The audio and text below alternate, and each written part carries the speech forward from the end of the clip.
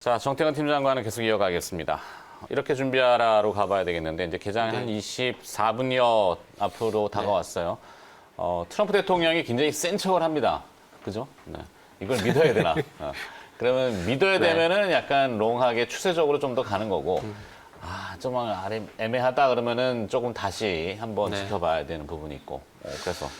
저는 트럼프 대통령의 허풍도 좀 있을 것 같고요. 그리고 자신감도 좀 있는 것 같아요. 뭐 그리고 정치인들이야 뭐 다 그렇죠. 네. 그러니까 제가 그 코로나에서 발악한 부분에서는 그 코로나 치사율이 되게 높잖아요. 그렇죠. 되게 높았는데 이게 바이러스가 원래 어쨌든 전염을 WHO에서 나온 바는 전 세계 인구의 10%는 지금 나온 그 감염된 그 밝혀진 인구 그 확진자 말고도 한 10% 그러면 76억 명의 10%면 한 7억 명. 6천 명. 그죠. 네. 뭐 그냥 수치적으로는 대단히 높은 수치고 거기에 비하면 사망률도 높은 편이고 그렇죠. 그러니까 가끔씩 저도 생각을 하는 게 저도 이 코로나 바이러스가 나도 모르게 왔다 그냥 간 것이 아닐까라는 그 생각도 가끔씩 하거든요. 있어요. 네. 그러니까 지금 바이러스라는 것 자체가 잘 아시겠지만은 숙주 계속해서 감염을 하게 되면 숙주를 계속해서 만들어가야 되는데 이게 치사율이 높다 보니까 숙주를 죽여버리잖아요. 그러다 보니까 이 바이러스 또 전이가 되게 되면서 오히려 치사율은 떨어졌는데 감염률은 더 높아졌다고 저는 파악을 하고 있거든요. 그리고 그래서 어찌 보면 트럼프 대통령이 그런 부분들을 알기 때문에 조금 허풍 그리고 자신감 이런 부분들이 조금 과하게 좀 나타난 게 아닌가 생각이 들어요. 그리고 미국에서 일단 12월 달부터는 일단 제가 백신이 투여가 되는 걸로 지금 파악을 하고 있거든요. 근데 그 회사가 잘 아시다시피 모더나, mRNA 회사에서 알고 있는데 이게 모더나 얘기가 계속 나오는 게 저는 개인적으로 과거 10년 행적을 봤을 때 잠시만 이 얘기 좀 해도 되나요? 네, 하셔도 됩니다. 어차피 이렇게 준비하라가 이제 타이틀은 기술적 반등이냐 아니면 추세적인 상승이냐 기로에 있느냐 기로에 있잖아요. 그래서 조금 추세적으로 가려면은 이제 코로나 상황이 조금 더 많이 안정이 돼야 된다라는 전제가 있는 것 같아서. 그래서 일단 잠시만 좀 얘기 있게 되면 이 회사 과거의 연구 성과도 없고 그리고 계속 적자예요. 근데 그런 회사에 백신 지금 그 회사에 근데 미국 정부가 정말 제정신이 하면은 그 많은 돈을 투입을 할 이유가 없거든요. 근데 이 회사가 특허받은 기술 하나가 딱 있더라고요. 그러니까 약물 전달 시스템이라 그래가지고 이 약물 전달 시스템을 해가지고 이 특허를 하나 가지고 있는데 이게 가장 중요하다고 그래요. 이 백신이 그 투여를 하더라도 세포 속으로 자동적으로 이게 침투를 하는 게 아니라 침투해 줄 수 있는 어떤 시스템이 있어야 된다 그러더라고요. 근데 이 모더나라는 회사가 그 시스템을 가지고 하더라고요. 그래서 백신을 만들어도 그 시스템이 없으면 무용지물이라는 얘기를 하고 있는데 그 시스템을 가지고 있는 상황에서 모더나 쪽으로 또 연구 성과 R&D 비용을 좀 투입을 하게 되면서 백신 개발을 현재 하고 있는 상황이고 만약에 그 외에 뭐 여러 가지 굴지의 제약사들 많은데 그 회사들이 백신을 개발을 하더라도 모더나에 있던 이 약물 전달 시스템 이 부분에 대해서 만약에 없다라면은 아무 무용지물이라는 얘기를 하고 있는데 그래서 이 회사가 쪽에 투자를 많이 하는 것 같아요. 그리고 이 백신 개발이 좀 진전이 좀 이루어지게 되면서 지금 12월 달에는 투여가 가능할 것이라는 얘기가 나오고 있고 12월 달에는 뭐 5억 병 정도 생산할 거라는 얘기가 나오고 있는데 아마 이런 얘기들이 나오는 걸로 이런 얘기들이 뭐 언론에 노출이 됐든 안 됐든 뭐 저는 제 내피셜로 좀 오피셜이 제 내피셜로 알고 있는 내용인데 아마 이런 부분이 만약에 맞다라면은 아마 트럼프 대통령도 자신감이라고 좀 보는 게 맞지 않을까라고 생각하고 있습니다. 나왔지만 이제 리네제론사의 지금 이제 테스트하고 있는 신약 있죠. 단일 한체 클론. FDA 승인이 안 났는데 그냥 투약했어요. 그건 기사 나왔잖아요. 그래서 이제 그게 이제 트럼프 대통령의 주치들을 통해 가지고 동정적 사용 승인. 표현도 어렵더라고요. 그러니까 급하니까 이제 쓰겠다라고 받은 거죠. FDA로부터. 근데 그래서 리네제론사의 CEO는 굉장히 일이 복잡하게 꼬였다. 근데 주가는 지금 올라가요. 리네제론사의 주가는. 뭐 기대감이겠지만. 뭐 주식 경우도 마찬가지고 영역도 되게 어려워요. 진짜 볼 때마다 몇 번씩 읽어봐야 되는데. 그래서 아마 예전에 아스트라제네카 같은 경우도 중간에 한번 잡음이 있었는데 저 개인적으로는 아마 저는 두 가지 측측을 하는데 하나는 백신을 투여를 했는데 세포 속에 침투하는 이 과정 속에서 아마 오류가 생긴 게 아닌가 생각이 들고 두 번째 같은 경우는 이 코로나 백신이 정말 독하다고 합니다.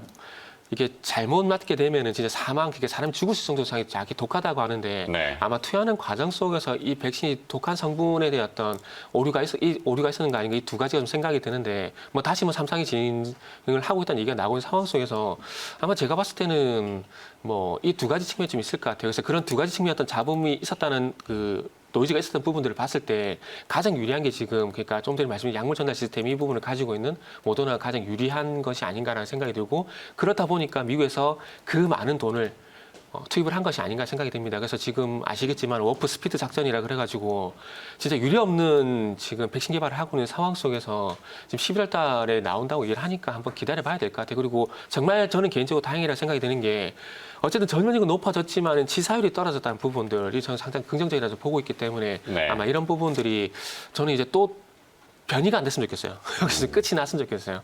그래서 어쨌든 이런 부분들이 좀 긍정적인 얘기가 있는데 지난주 추석 전에 방송이 나왔거든요. 그렇기 때문에 거래일로 보면 하루밖에 지나지가 않았습니다. 네. 그렇기 때문에 그때가 좀 중복되는 얘기들을 말씀드릴 수밖에 없는데 그래서 지금 이제 기술적 반등과 추세적 어떤 상승에 대한 기로 이 부분 좀 말씀드리고 싶은데 그러다 보니까 제가 분기점으로 말씀드린 지수 포인트가 코스피 같은 경우 2,360포인트 그리고 코스닥 같은 경우는 860포인트를 좀 말씀을 드렸거든요.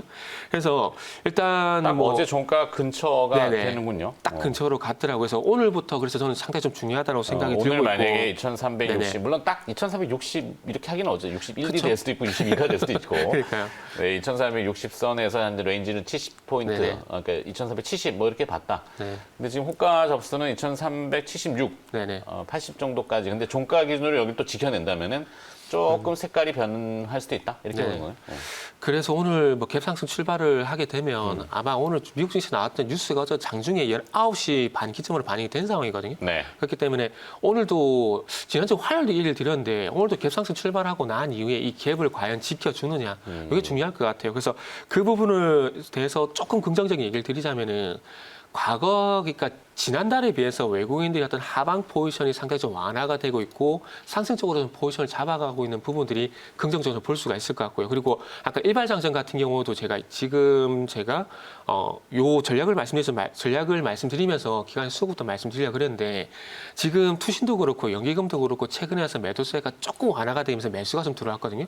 그래서 이게 지속이 되게 된다라면은 아마 연말까지 저는 괜찮을 거라고 생각을 하고 있습니다. 그리고 지난주 2주 전에 기술적 반등에 대한 부분들 말씀드린 게 아시다시피 풍력이라든지 그리고 수소 쪽에서 매도가 상당히 많이 나왔습니다. 그리고 이 부분이 어쨌든 돌아서주게 되면 1차적인 기술적 반등에 대한 부분을 말씀드릴 수밖에 없고 이게 기술적 반등으로 끝날 것인가 아니면 추세 상승으로 전환이 될 것인가에 대한 부분들은 좀 지켜봐야 되거든요. 그리고 단순히 차트적인 요인만 보게 된다라면은 어쨌든 지금 최근에 10월, 9월 달에 지금 8월 달 저점을 한번 깬 상황이기 때문에 저점이 좀 깬 상황이기 때문에 조금은 일단은 추세적으로 봤을 때 조금 하락으로 단기적으로 전환될 가능성도 좀 물론 좀 염두에 두고 네. 봐야 되는 상황입니다. 그러니까 한 가지 시나리오를 보는 게 아니라 여러 가지 시나리오를 만들어 놓고 그 속에서 맞는 방향 쪽으로 가는 게 가장 좋은 방법이라고 생각을 하고 있거든요.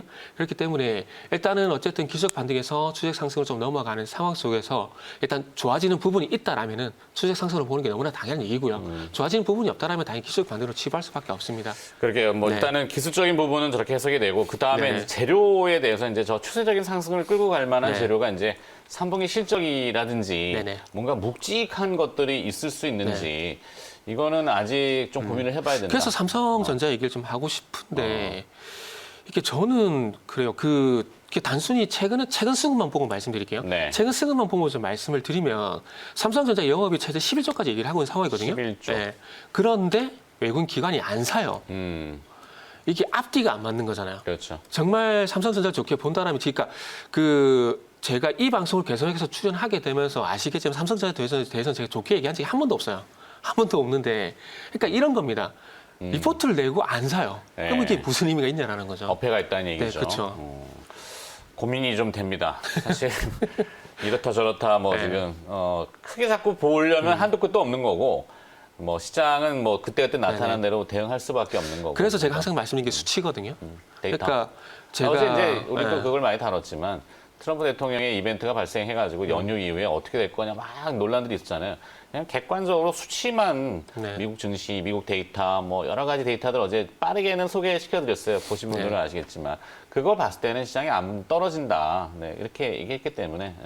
근데 상승폭을 오히려 좀 늘려나가서 네. 의아스럽긴 했는데 결국엔 트럼프 대통령이 퇴원을 네. 했고 지금 백악관에 들어가서 네. 마스크 벗고 거수경례도 하고. 네. 네, 그러니까 저도 안 빠질 것 같다는 동의를 해요. 그 동의한 게 두 가지 근거가 뭐냐면 네. 하나는 S&P가 9월 24일 날 우리나라 경제 성장률 상향 조정을 했거든요. 그래서 그런 부분들이 아마 피치도 그렇고 나머지 부디스도 마찬가지 따라갈 거라 봅니다. 그러면 네. 외국인 입장에서는 팔 이유가 없는 거죠. 그렇죠. 그리고 또 두 번째는 공매도가 안 되잖아요. 그래서 그 이틀 전에 블룸버그 기사를 보니까 거기서도 한국의 지금 증시 상승은 공매도가 없기 때문에 지금 조금씩 거품이 만들어지는 얘기가 나오는데 그래서 이 두 가지 근거만 보더라도 외국인들이 팔 이유가 제가 볼 때는 없다라고 생각이 듭니다. 네. 그런데 단지 삼성제가 이끌 것인가, 제가 얘기하고 있는 자동차가 이끌 것인가, 그 차이는 분명히 현대차, 있겠죠. 삼성전자 네. 아니면 뭐 화학, 케미칼이라고 LG화학, 네네. 뭐 삼성 SDI 배터리 네. 이렇게 뭐도 볼 수도 있겠는데 알았어요. 좀 여기서 계속 가면 안 되겠어요. 네네. 너무 광범위하게 가기 때문에. 자, 일단은 또 지금 관심 리스트들 무엇이 또 개인 투자자분들한테는 관심 기업인지 리스트 보고 그다음에 어제 특징주 또 정리해 갖고 알려드리겠습니다. 신민영 아나운서입니다.